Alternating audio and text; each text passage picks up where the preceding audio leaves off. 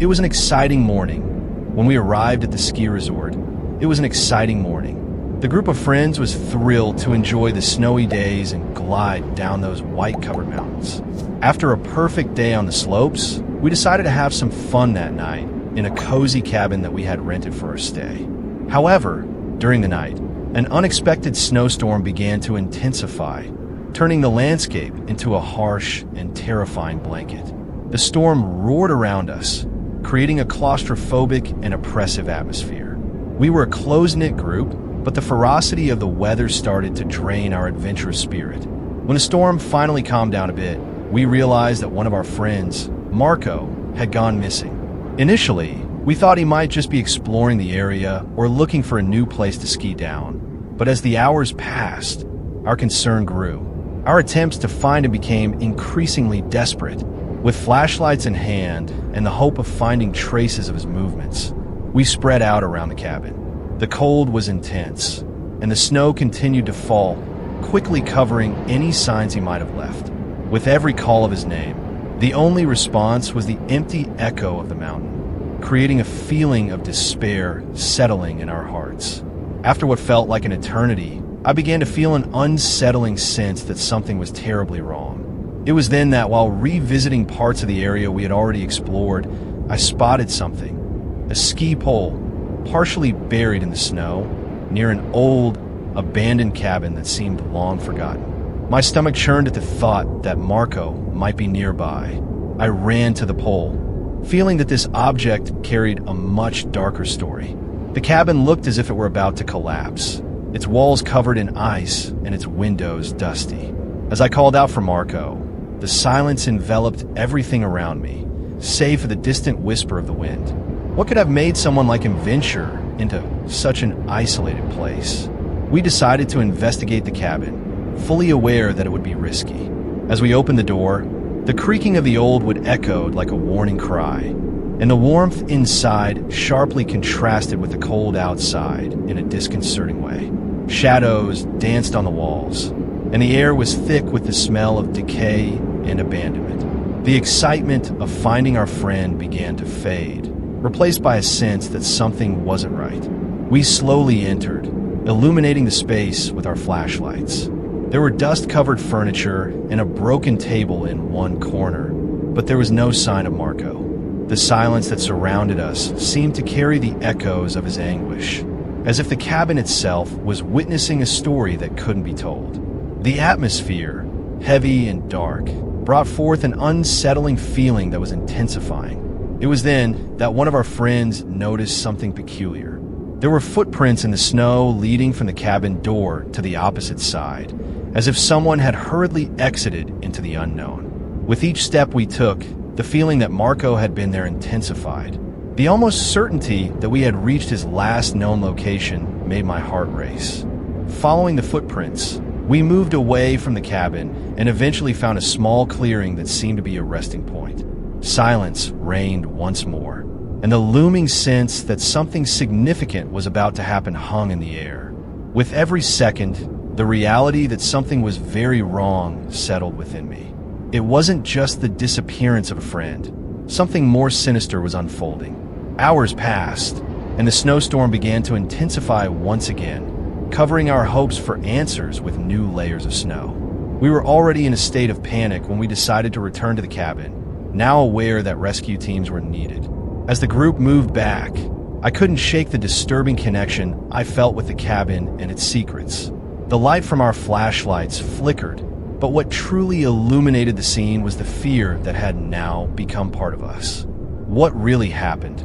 What really happened in that place has never been fully clarified, and the mystery of Marco lingered in the background like an inescapable shadow following us.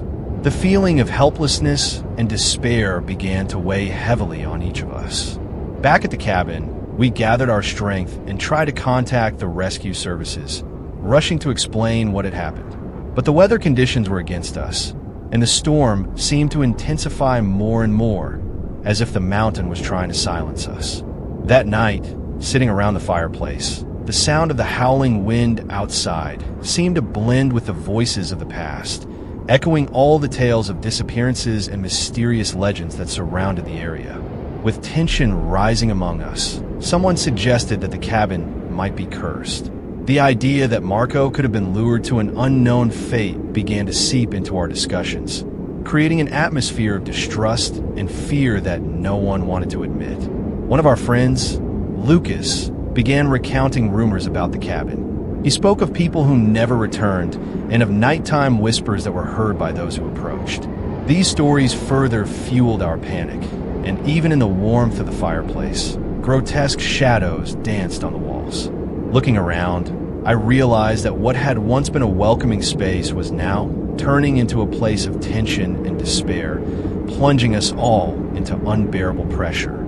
Aware that the storm was only worsening, we decided to divide our tasks.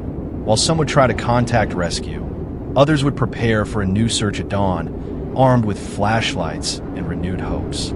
It was just a fraction of the long night, and we, rational human beings, were becoming prisoners of a majestic mountain that now seemed alive, pulsing, and full of secrets. However, as time passed, something seemed to stir within the cabin. I heard whispers coming from outside, indistinct murmurs that captivated me. It wasn't the wind. There was a tone of urgency and pain calling for attention. Despair was rising, but something inside me insisted that the answer was closer than we imagined. Maybe if we conduct a more thorough search of the cabin, we can find some clue about Marco, I said, and everyone reluctantly agreed. We decided to explore the other rooms of the cabin. While the others searched one room, I was drawn to the door of a storage room in the back. The wood creaked as I pushed the door open, revealing a dark, dusty space, barely illuminated by our flashlights. The air was heavy, as if the events of the past were embedded in the walls.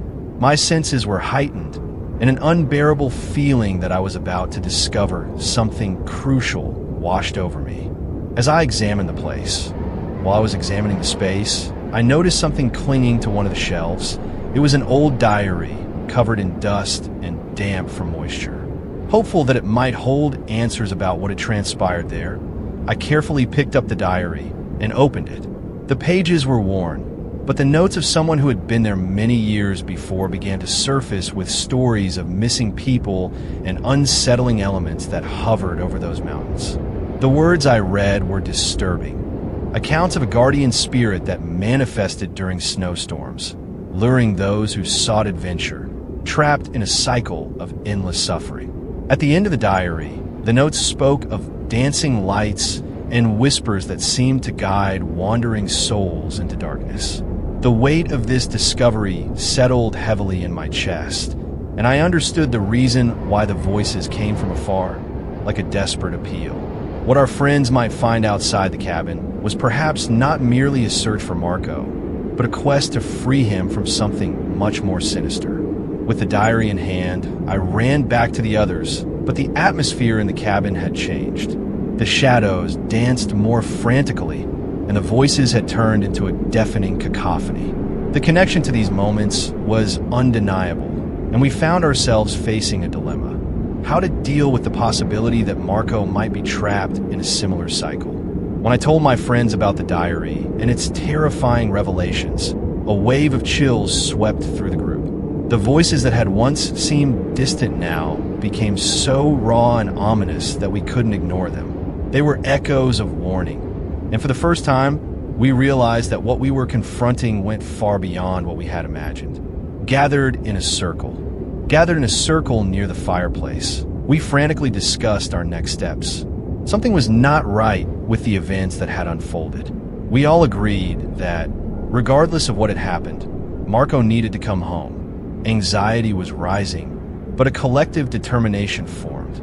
We couldn't abandon him. Somehow, finding him became our only priority at that moment, and we needed to do it before the night deepened even further. Armed with flashlights and newfound courage, we decided that a closer search around the cabin was our only option. We set out together, each holding a flashlight in the midst of the snowstorm that began to blow once more. The heavy silence in the air seemed to fill every space, but we were resolute. "We'll find Marco. We'll bring him back," I murmured, trying to calm the growing sense of despair. As we followed the trail, the voices seemed to intensify again, an echo of whispers and sinister laughter. "He can't come back. They can't take a new guardian," resonated among the trees. We had crossed a line, and the idea that the guardian of the snow was testing us filled us with fear. I felt that the mountain was alive, watching us. After what felt like an eternity, we found a path that led to a small cave hidden beneath a large cliff. The lights glowing in our path danced against the icy walls, and the presence of that cave seemed ordinary. We looked at each other, filled with uncertainty, but the determination to help Marco drove us to move forward. As we entered the cave, a wave of cold air hit us. The echoes hammered within the space, and it felt as if someone was waiting for us there. A few passages opened before us, threatening and narrow. A sense of urgency consumed us as we called for Marco, but the darkness only responded with an empty echo. The silence was heavy, but suddenly, a shadow emerged before us. We saw a familiar figure standing in the distance. "Marco!" My heart raced, but the image I saw was not exactly as I remembered. Shadows seemed to dance around him, and the look he had toward us was distant, as if he were lost somewhere between reality and a nightmare. "You need to leave," he whispered, his voice trembling. Concern took hold of me as I realized he looked paler. Something was not right. Before we could approach, the voices around us began to intensify, turning into a wail of anguish. "He belongs to us, just like you." The intimidation reverberated through the cave walls, and a wave of despair engulfed us. The energy that once felt present was now crushing us in an endless cycle of pain and confusion. With a surge of courage, I reached out toward Marco, and he hesitated for a moment before slowly moving toward us. As I reached him, the voices erupted into screams of protest. "You can't take him." But the connection between us was strong, and the determination to bring him back illuminated him like a beacon.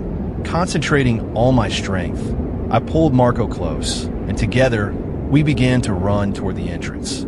The light of the moonlight broke through the snow that mirrored our courageous shadows, and the pressure of the cave began to yield.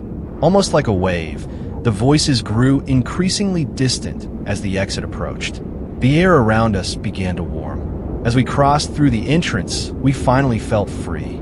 The storm seemed to be easing, and a gentle wind welcomed us outside, as if the mountain was clearing the path to freedom. As we emerged from the cave, the faint light of morning began to filter through the clouds, creating an ethereal glow over the freshly fallen snow. Relief flooded our hearts, but the image of the cave and the voices still echoing in our minds reminded us of what we could have lost. Beside me, Marco seemed more present, yet also confused, as if he were regaining consciousness after a long sleep. "What happened?" he asked, his voice trembling. I looked into his eyes, and for a moment, all the fears and anguish we had overcome together seemed insignificant. He was here beside us. "You were lost. We came to find you," I replied, taking his hand in a reassuring gesture. With the turmoil behind us, we began to descend the trail leading back to the cabin. The weight of our experiences started to dissipate, but I knew that the memories of that disturbing night aimed to teach us crucial lessons about respect and reverence for nature. Looking at the mountain, now illuminated by the sun, a feeling of gratitude filled within me. The sense of having escaped from terror was worthy of celebration rather than fear. As we descended, we shared what each of us had felt before entering the cave. It was essential to name those fears and the voices that surrounded us. In doing so, we could liberate ourselves from what weighed on our hearts. Marco seemed more alert and willing to absorb the lessons emerging from that painful experience. When we finally reached the cabin, a feeling of safety enveloped everyone, but the need to face the consequences of the previous night never felt more significant. We were no longer just friends lost in a snowstorm. We had become survivors of a collective experience that bound us deeply. That night, we sat together, surrounded by the warmth of the fireplace, and decided to hold a ceremony in honor of the mountain and the guardian who had tested us. We gave thanks for every lesson and every challenge faced. The voices that had once terrified us transformed into a symphony of acknowledgement, a celebration of the light that rises in the darkness. As the flames danced and shadows flickered on the walls of the cabin, each of us shared our promise to respect the mountain. With lighter hearts, we vowed to protect not just ourselves, but also all who dared to explore the wonders of nature in the future. When morning arrived, the snowstorm had dissipated. The sky was clear, and the mountain gleamed under the sun. Each breath I took was a reminder that the wildness of nature could be beautiful, but also dangerous. What we had faced in that dark place would now become one of the stories that would connect us forever. As we returned, as we made our way back to our activities at the ski resort, I knew that each of us had transformed. It's hard to put into words what really happened in that cabin, but somehow we managed to weave a new meaning from our experiences, a meaning that encompassed learning, respect, and the certainty that we should never underestimate the secrets that nature holds.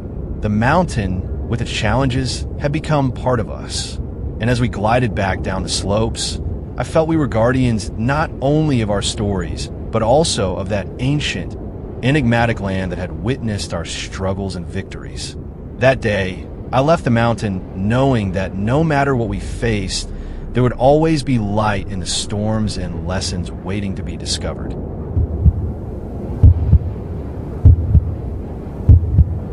It was a stormy night. And I was driving slowly down a rural road, surrounded by uninhabited fields that seemed to vanish into the darkness. The sky was heavy with dark clouds, and the rain fell incessantly, creating a rhythmic pattern against the windshield. Visibility was minimal, and the gloomy atmosphere left me unsettled. I was almost deciding to turn back home when suddenly I spotted a car parked by the roadside. With the intention of helping, I paused and parked behind the stationary vehicle. As I stepped out of my car, the torrential rain seemed to intensify, creating a sound blanket that muffled the world around me. I walked toward the car, and soon I could see a woman inside, visibly shivering from the cold. She was huddled in the driver's seat, with wide eyes and ragged breaths. "Are you okay?" I asked, trying to sound as encouraging as possible. However, something in her gaze began to set off alarm bells in my mind.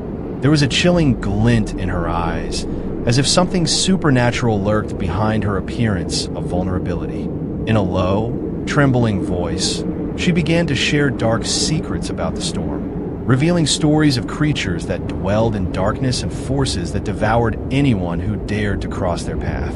Her words echoed in my mind, and the sense that I was hearing something much more sinister began to take hold.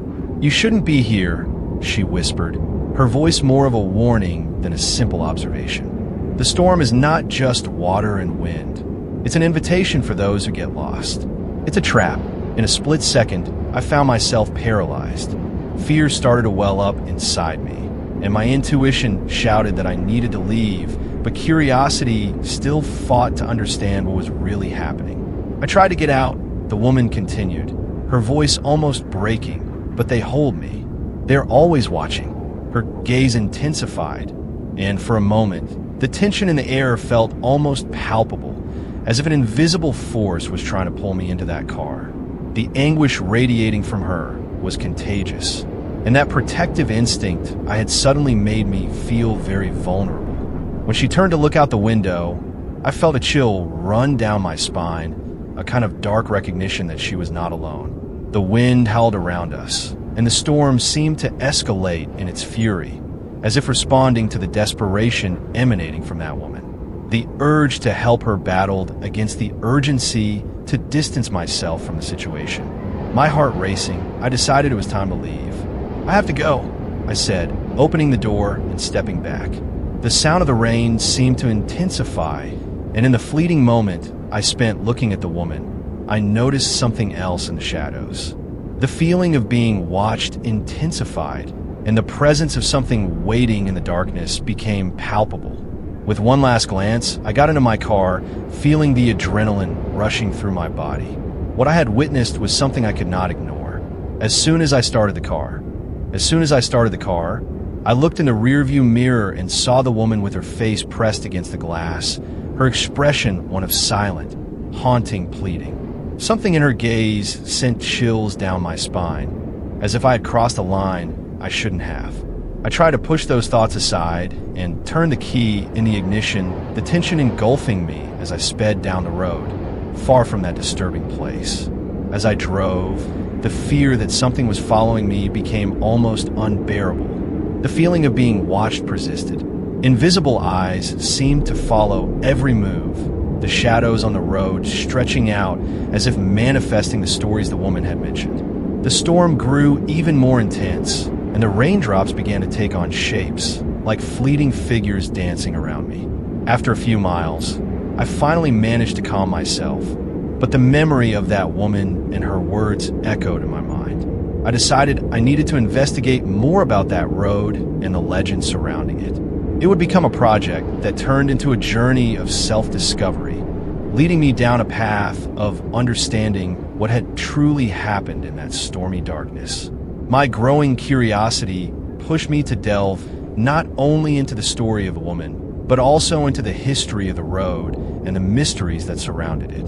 In the days that followed, I researched the area, immersing myself in accounts of disappearances and strange sightings that had occurred along those rural roads. I discovered that the area was known for its tales of lost souls and encounters with figures that seemed to exist between worlds, as if those stories were warnings about not venturing out alone. According to local legends, many travelers had met dire fates at crucial moments, lured by whispers on stormy nights. What caught my attention the most was an account of a woman who had disappeared exactly at that stretch of the road, a fate echoing a disquieting resemblance to what I had experienced.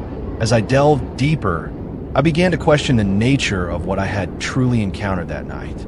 Could the woman be a manifestation of the past, an echo of someone whose pain still reverberated in the storm?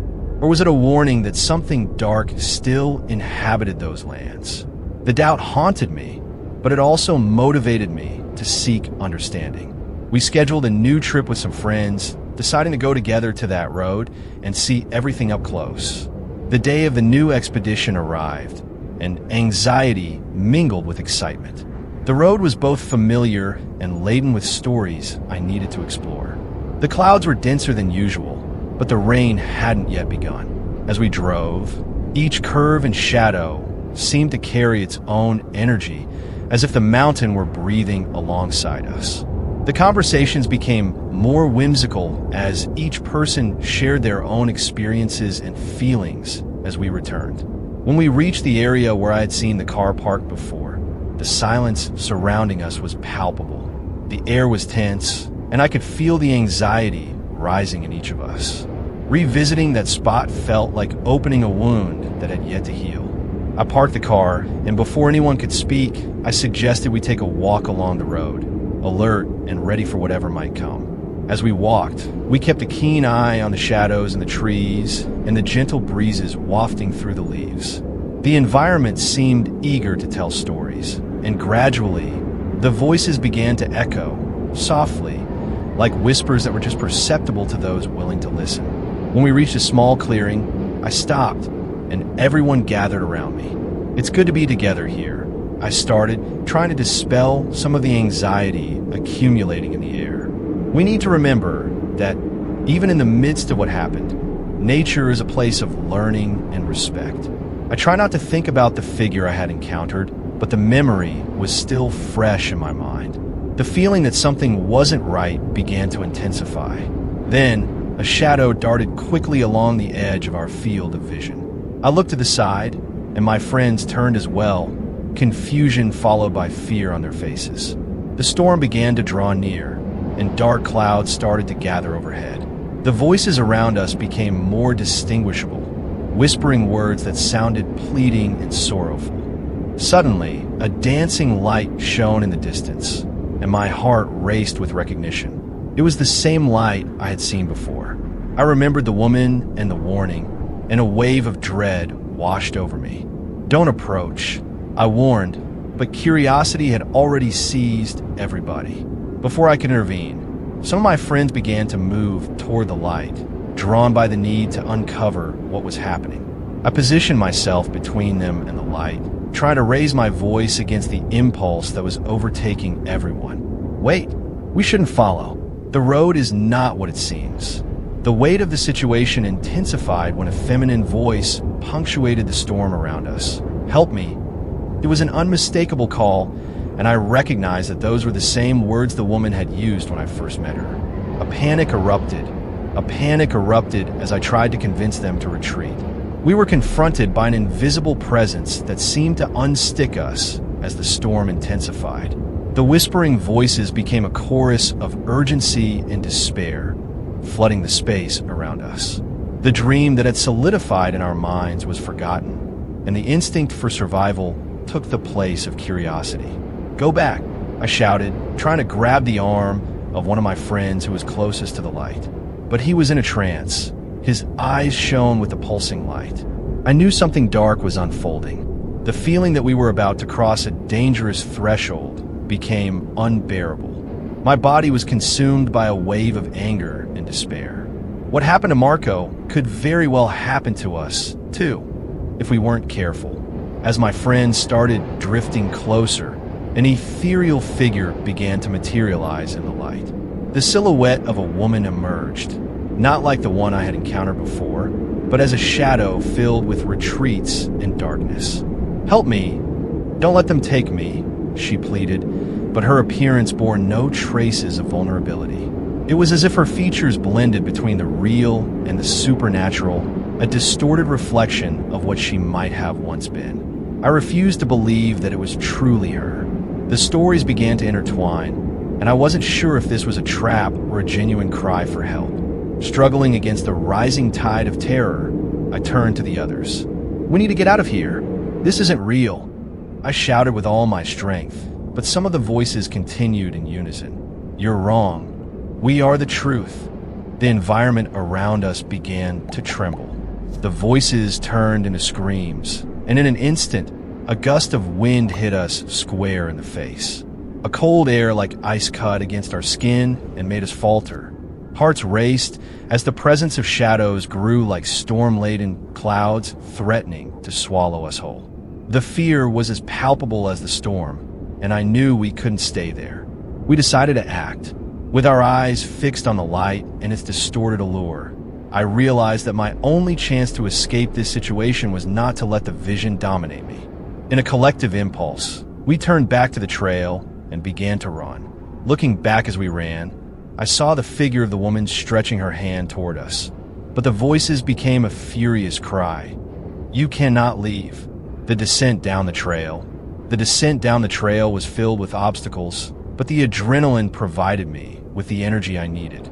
My legs moved at a speed I didn't know was possible, and my mind focused on reaching safety. The trees around us seemed to bend, as if the environment itself was trying to confuse our way back. I felt the echo of the storm constantly chasing our steps. After what felt like an eternity, we finally spotted the light of the cabin in the distance.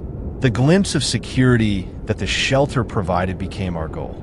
With one last effort, we reached the door and pushed ourselves inside, quickly shutting it behind us. The noise of the storm outside became an overwhelming din, but the mix of relief and fear was a bitter remedy, settling in our chests. Soon we gathered around the fireplace, panting and petrified, trying to comprehend the reality of what had happened. I looked at their faces and saw the same confusion, the same fear I felt. The voices of the mountains still echoed in the recesses of our minds, but one thing was certain: we could not forget what had occurred. The spirit of the woman was not merely a chill. It was a reminder that even hidden in the storm, light could have a dark side. From that day on, our group would become closer, united by the experience we had endured. Despite the terror we faced, there was beauty in having supported one another. We would never look at that rural road the same way again. From that fateful night, we were to be guardians of each other, respecting the voices that nature offers us and recognizing that in every storm, there are valuable lessons. The experience united us in a way we could never have predicted. The strange connection we formed with the mountain, the echoes of its voices, and the enigmatic figure of the woman became indelible parts of our stories. We decided, then, that we would not let what we had lived slip into silence. We needed to share our experience, not just as a tale of terror, but as an important warning about respecting nature. In the days that followed, we talked deeply about what had happened. The decision was unanimous: to compile our stories into a document that would be sent to local mountaineering communities, travelers, and perhaps even to authorities who could investigate the mysteries surrounding the road. It was a way to honor Marco and the figure of the woman who appeared to us, a way to give voice to those still missing. However, even though the desire to share excited us, the fear of returning to that road still loomed over us. A fear that made us revere the mountain and the secrets it held, leading us to realize that what we had truly experienced was not just in the release of the snow from the storm, but in human vulnerability in the face of the unknown. And so, we became disseminators not only of a legend, but of a narrative of respect and caution. The next expedition would not happen immediately. We decided that time would be essential to process what had occurred. We met frequently to discuss our mental and emotional health, focusing on the importance of caring for one another as we recovered from that disturbing experience. Each gathering became an opportunity to reflect and ensure we were all ready for what lay ahead. After months, we finally decided it was time to return to the road, not only out of a longing to close that chapter, but out of a necessity to confront our fears face to face. We were a team, determined and more aware, armed with flashlights, cameras, and a sense of responsibility. We set off toward those mountains, all resolved not to fall into the same trap as that fateful night. The rural road felt more familiar than before, but it still breathed a mysterious aura. The shadows of the trees, hovering above us, seemed to whisper secrets as we advanced. However, the weight of fear was balanced by the strength of the bond we had built among us. As we moved forward, we looked for signs that we were not alone. When we returned to familiar places, we seemed to touch a powerful energy, an intimacy with nature that inspired both respect and curiosity. The voices of the trees, which had once been mere echoes of rejection, now transformed into a harmonious tuning of a hidden song that conveyed a sense of welcome. We managed to reach the clearing where the light had once shone. The place felt calmer, although the memory of having experienced such a terrifying moment there lingered. There, we paused to reconnect with what had brought us together. We shared how we had felt since the last time we had been in that place, and talked about how we had learned to listen to nature as an ally. Each of us had a new story to tell, incorporating the lessons that had left imprints on our hearts. With a symbolic gesture, we placed flowers in the snow in gratitude to the spirit of the mountain and the guardians who had always been there. The memories of Marco and the woman returned to mind, but no longer as a burden. Instead, they felt like a tribute to what the mountain had taught us. The sun broke through the clouds and illuminated the clearing, and with that, the storm of the past seemed to finally dissipate. With a renewed sense of purpose, we departed not just as survivors, but as guardians of the mountain and the stories it tells. As we moved away, a renewed certainty and deep gratitude settled in my heart. The connection with nature would never be the same again, and this experience might have been a transformation that offered us far more than adventures. It was life revealing itself in its entirety, challenging and beautiful, and the voices of the mountain guided us onward.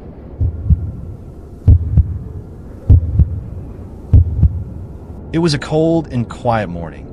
When I decided to take a solitary walk along a trail that wound beside a river slowly flowing through the snow. The air was crystal clear and fresh, and each step left footprints that disappeared into an immaculate white blanket. It was a moment of peace, away from daily stress, and I was eager to embrace the serenity of nature. But soon, that feeling of tranquility was replaced by a heavy tension in the air. As I progressed along the trail, I began to hear screams coming from the forest, a sound that sliced through the silence like a sharp blade. At first, I thought they might just be echoes of nature, but the closer I got, the clearer it became that the voices were calling my name. Help! Your name! The enveloping and anguished sound reverberated in my mind, pushing away the initial lightness of the walk. My heart raced, and logic started to get lost in the storm of the unknown. Standing at the edge of the trail, I hesitated between curiosity and fear. What was screaming? The voices grew increasingly persistent, seductive, as if they knew they were luring me out of the safety of the trail. A chill ran down my spine as I recalled stories of people who had disappeared in the forest. What had happened to them? It was dangerous to go further, but curiosity was a powerful force. As the need to investigate battled against the urgency to run away, something inside me began to echo the same warnings I had heard before. The cries for help now sounded different, more distorted and inhuman. The voices were actually laments, and every time I paused to listen, I sensed the tragic stories of people who had ventured there and never returned. The thought of meeting a similar fate made me tremble. There was something sinister hidden in that forest. For a moment, I looked around for any sign of the source of those screams. The forest seemed tranquil, with the snow-covered trees giving it a cozy appearance. But more than that, there was also an air of threatening anticipation. I felt the presence of something watching from the darkness between the trunks, as if the forest itself was aware of my presence and what had happened there. I decided to retreat. Fear set in, and the urge to escape that place became undeniable. Returning along the trail seemed to be the only option, even if it meant leaving the mystery of the voices behind. A wave of relief mixed with doubt washed over me as I quickly distanced myself from the forest. But I knew I could not ignore what I had experienced. The feeling that the past was still present consumed me. As I returned to the main trail, my mind was filled with confusion. The voices continued to echo in my ears, but as I distanced myself, they began to fade into mere whispers in the breeze. Despite having escaped, the weight of the screams settled in my heart. I couldn't forget that something dark had occurred there, something that still lurked beneath the snow and the trees. I decided it was important to share the experience with others. It wasn't just a horror story. It was a warning about the dangers of reckless exploration. As soon as I returned to town, I got involved with a local group that shared interests in hiking and nature. I dedicated myself to investigating other stories about the forest and seeking answers about the screams I had heard. I became an advocate for awareness and safety among explorers. The experience taught me the importance of respecting nature and the warnings it can provide. Creating a dialogue about the hidden dangers in natural environments was crucial to ensuring that others could enjoy the beauty of the outdoors without being blinded by curiosity.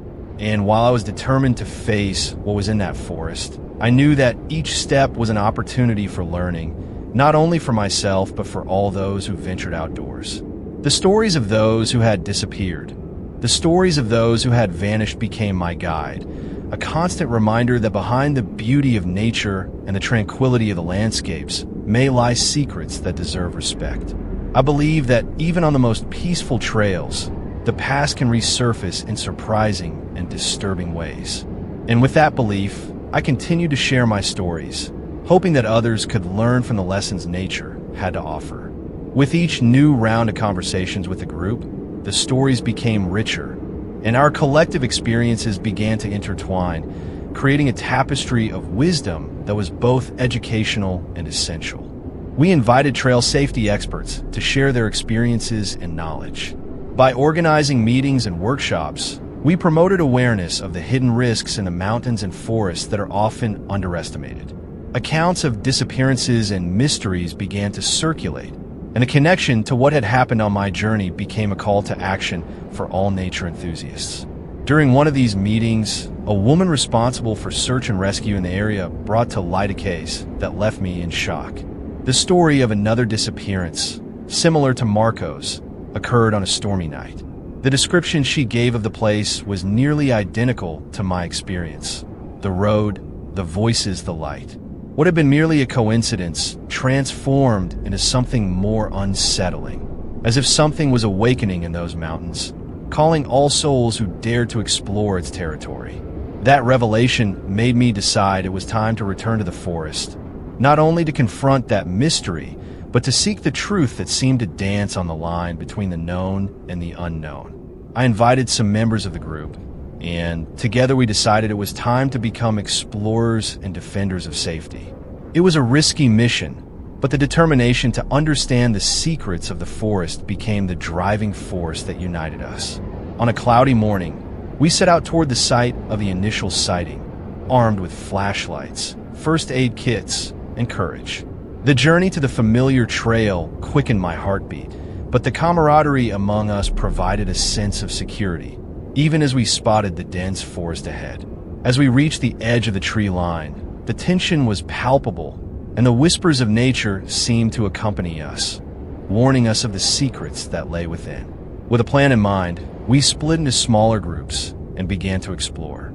The air was filled with a penetrating chill, and the sounds of the forest became an intense backdrop. We heard the crunching of branches beneath our feet and murmurs laden with mystery. Each step grew more calculated as we tried to attune ourselves to the environment embracing us. As we searched for the clearing, memories of my previous experience assailed me in a terrifying way. The spot where I had encountered the woman felt increasingly close, and my heart raced with every moment. The voices of my friends reverberated in my mind, but the echo of the voices summoned by the forest became a constant presence. It was as though the spirits of those who had disappeared were watching me. Finally, we reached the clearing. The environment looked as similar as I remembered. The atmosphere was heavy, and the light filtering through the snow seemed dimmer, as if it were waiting for something. As we stepped into the clearing, a deep silence took hold of us. We looked at each other, aware that if something were about to happen, we were ready to face it together. I decided to be the first to speak. We are here seeking answers. We are not alone. I began, looking at the forest before us. We believe that the stories can guide us, and we want to understand why you could not find rest. As soon as I finished speaking, a gentle breeze blew, and something subtle began to move among the shadows. A shiver ran down my spine, but the connection and strength of my friends around me gave me courage. To our surprise, a soft light began to appear in the center of the clearing, pulsing slowly as it approached us. It was the same kind of light I had seen during my first experience, but this time there was something different about it. It felt welcoming. I couldn't help but feel a mix of fear and hope, realizing that we might be about to touch on a profound link between us and those who had been lost in this space. What it would reveal was shrouded in mystery, but it was there, waiting to be understood. Instead of recoiling, we took a step forward together, feeling more united than ever. The pulsating light illuminated the space around us, and its glow seemed to envelop us with a sense of calm, as if it were acknowledging our quest for truth and connection. The fear that had initially loomed over us began to dissipate, replaced by a mix of reverence and curiosity. As the light drew closer, we realized that it was not just a luminous phenomenon. There were shapes writhing within it, as if the lost souls wandering the forest were trying to manifest. In an instant, I understood what the woman on the road had felt. The light and the shadows were interconnected, each holding stories that needed to be told. The energy in the clearing was almost palpable as we gazed at that light. "We are here to listen to you," I declared, my voice firm yet filled with tenderness, hoping that the souls dwelling there would sense our genuine intention. In that moment, each of us felt the familiar call of the past, the pain and loss that each of the souls presented. The connection was forming not just as a quest for answers, but as a deep empathy for the stories buried beneath the snow. The light began to expand. And the figures within it became clearer. We saw faces, some familiar, others strange, but all filled with a sadness that resonated in our souls. With each breath we took, we realized that this clearing was becoming a sacred space, where life and death intertwined, and where the voices that could not be heard finally found a channel to express themselves. One woman in particular began to stand out among the others. Her gaze was deep, and there was something about her that reminded me of the woman I had met on the road. "Why did you turn away?" Her words whispered on the breeze, weighing heavy on our hearts. We cried for help, but we were lost. The pain in her words echoed within us like a profound cry. The souls there sought neither revenge nor anger. They simply wanted to be heard and remembered. I looked at my friends and realized that we all shared the same feeling. We were not just witnesses, but part of a story that needed to continue, a narrative that intertwined these souls as we learned from one another. The breeze around us became stronger, but not in a threatening way. Instead, it felt as though the mountain was embracing us, recognizing that the connections between the living and the dead were, in fact, a continuous cycle. This resonated in our collective consciousness. We could care for them by sharing their stories, helping to build a space where they and we could coexist. Then, in a gesture I felt was appropriate, we began to share our own stories. Each of us had the opportunity to speak. Our fears, our joys, and the experiences that shaped us. As our words filled the air, the lights seemed to respond, softly flickering in an almost harmonious rhythm, as if the souls were listening and recognizing that their stories were now intertwining with ours. After some time, the light began to calm and recede, as if it were thanking us for our words and for the acknowledgement. The atmosphere around us, once heavy with sadness and pain, now resonated with peace and understanding. The lost souls gently returned, knowing they would never be forgotten and that their stories would remain alive among us. Finally, when the light had completely disappeared, we were left in silence, immersed in the transformation we had just experienced. The space of the clearing would never be the same. The cherished bond between human experiences and the stories of those who had departed sparked a new cycle of understanding and empathy. We all began to discuss what to do next and the importance of keeping the memory of those who had gone alive. With lighter hearts and newfound wisdom, we decided that it would be necessary to create a memorial in honor of all those who had disappeared in the mountains. A way to preserve their memory and ensure that their voices would never be forgotten. A bridge between the past and the future. As we walked down the trail, there was a renewed sense of connection not only among us, but with everything that surrounded us. We were more aware. We were more aware of the value of life and the importance of listening to those who had departed. Each of our steps on the trail back was a tangible reminder of what we had experienced in that sacred clearing. The transformation that had taken place in our hearts was a testament to the power of human and spiritual connection. We would promise to honor the memories and echoes of those souls who had shared their stories with us. In the days that followed, we began planning the memorial. We held meetings with the local community, sharing what had happened and the importance of respecting the mountain and its legends. The account of the disappearances was not just a scary story. It was a call to action, an opportunity to preserve the lessons emerging from the tragedies. Everyone was receptive to the idea, and the spirit of unity began to take shape quickly. For months, we worked together, raising funds and gathering materials. Each piece of wood we collected for the memorial carried special meaning, a tribute to those who love the mountain and whose stories have been forgotten in the shadows of the forest. During this time, the voices of the lost became an integral part of our lives. The memories of the clearing and the dancing light guided us in our purpose. The day of the memorial's inauguration arrived, and as we gathered in the area we had chosen, a feeling of respect and reverence hung in the air. The memorial was built as an altar, adorned with flowers and plaques containing the names and stories of those who had lost their lives.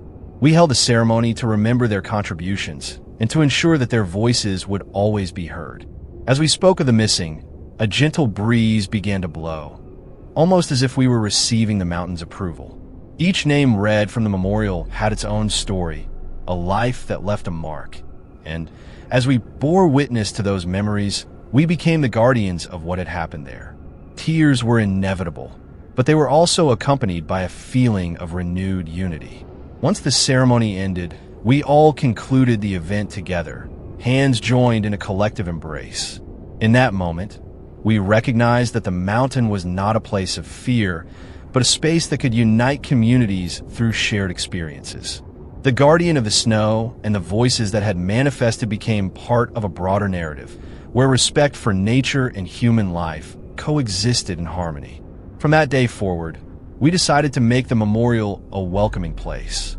We would organize annual hikes in honor of the missing, involving communities and new visitors who needed to understand the importance of that mountain. We initiated a program to raise awareness about safety and respect in natural environments, ensuring that future generations learned to recognize the signs of nature and understood that the stories of those who came before were still relevant. What had begun as a moment of despair turned into a source of healing and strength. With each hike, our hearts felt lighter, and whenever we gathered on the trail, the mountains seemed to embrace us, acknowledging our efforts. Every new adventurer who joined us brought the opportunity to tell and hear stories, expanding the vital network of connections that was forming there. I looked at the mountains now, not with fear or dread, but with profound love and respect. That experience had changed the course of our lives. I knew that what I had faced in the forest that night could have transformed into pain and loss, but we united in a greater purpose, not to let the darkness silence the voices of those who wish to be heard. Finally, darkness and light balanced in our understanding of life. The mountain, with all it represented, became a sanctuary, a space of learning and reverence. Feeling the gentle wind against my face, I promised that I would always guard the stories and the voices that were part of me, carrying their lessons wherever I went. Thus, as I looked at the vast expanse of the mountains, the cloud of mystery that once felt so heavy now seemed like a narrative of hope and resilience, where the lives that had been there would continue to echo along the trails, through the trees, and through the currents of the river forever.